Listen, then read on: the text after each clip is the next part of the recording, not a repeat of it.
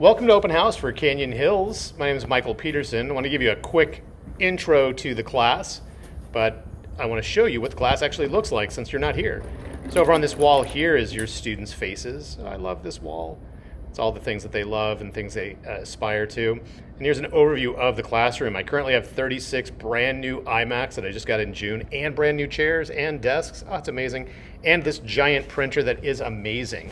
What I want to do next is show you a little bit more about the class and explain what we're going to do.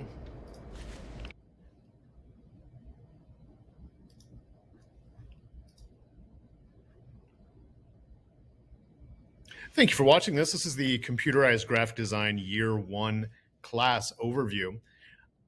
2 semesters ago, I had students anonymously put into a Google form what 3 words they most associated with this class. I then took the entire results and put it into a word cloud generator where the more often the word came up, the larger it became.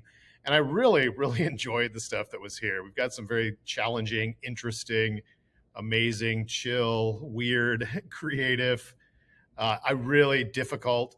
I really think this kind of encapsulates a lot of what this class is about. So the 3 main things that we work on in this class deal with a series of skills. These skills involve technical skills. So they're going to be utilizing a computer quite a bit and having to troubleshoot. They're going to be learning about 3 professional industry standard software programs: Illustrator, Photoshop, and InDesign. They're going to be dealing with time management and project management so that they are able to complete things on time. And then we're going to be working on some artistic skills. So I assume that students can't draw at all. I've got students that kind of freak out a little bit, but we will learn about design principles, everything from color to contrast to basic shape. And then ultimately, they're going to be able to take things that are poorly designed, like the one on the left, and then utilizing those skills, be able to create something that looks much more impressive on the right. As far as the soft skills that they're going to be learning, a lot of it's going to be about building their self-confidence. And that is something that I think is really valuable. It's the most transferable thing that they can get out of the class, is by working through the struggle and learning something that is challenging, they're going to be able to feel hopefully empowered by the end of the class. They're going to be doing a lot of problem solving because there's a lot of creativity that goes into graphic design. And so they're going to have to solve a lot of problems as well as technical issues. And then hopefully they'll be reliant on each other to share ideas, share opinions, and give feedback so we can develop some sense of community. And ultimately, what I think is the most important thing that students can learn is being resilient, picking themselves up, and not just assuming that they are set in stone, that they're able to break through. That is ultimately my goal. So here is some sample work from the past that students have done.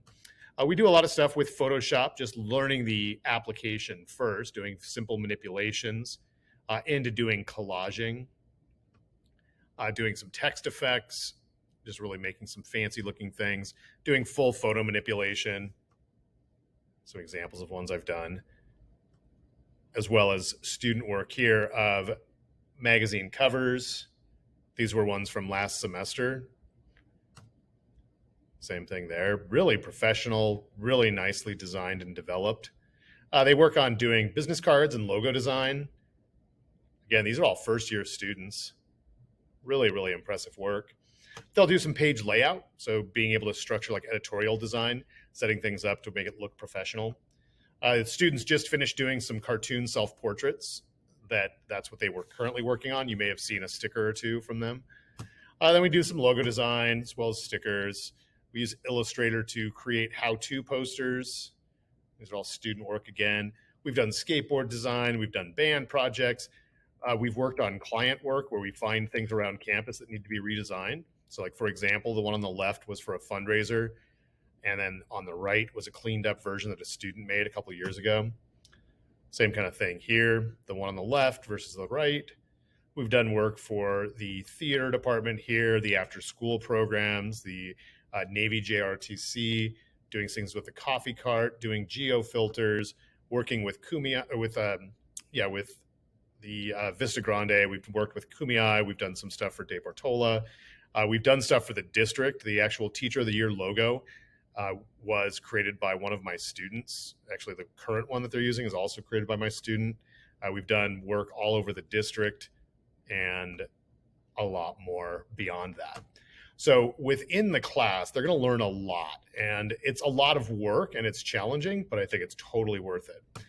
Let me show you some of the things from the syllabus and some basic class policies.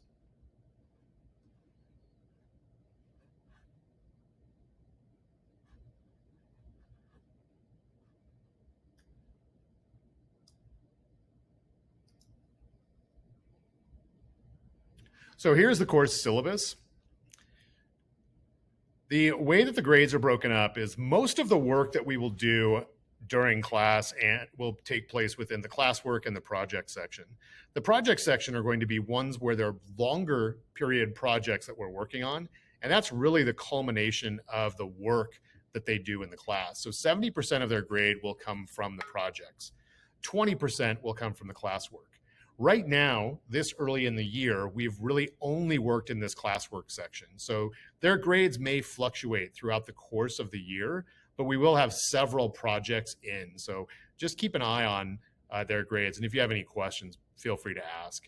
We will do quizzes and tests. I primarily use that not to catch them or trick them on anything. It's really primarily just so that I know they understand some of the vocabulary, because a class like this, it's like learning a foreign language. So I really want to make sure that I check on their knowledge. I do follow the school's citizenship policy. It's primarily revolved around things like don't be late, clear your absences, don't use your phone in class. Oh my gosh, that is the hardest one. They are so addicted and attached to it, and it's such a distraction. The masking definitely is part of it as well. Now, this class does offer the opportunity for college credit. You may have already been spammed by email from the district, from Jeff Thomas already about this. This has the opportunity to do it. If you have questions on it, the basic idea is if the student gets a B in both semesters, passes the final with a B or higher, and the college grades their portfolio and gives it a B, then they get an extra class added onto their transcript that is a weighted grade college class, and it's free. Attendance is really important because if they're not here, it's harder to work. However, I do have access. The district has paid for Amazon App Stream, which allows students to run things on their Chromebook. So that's great. As far as frequently asked questions, do you have to buy anything? No. The software that we use normally costs about $50 a month.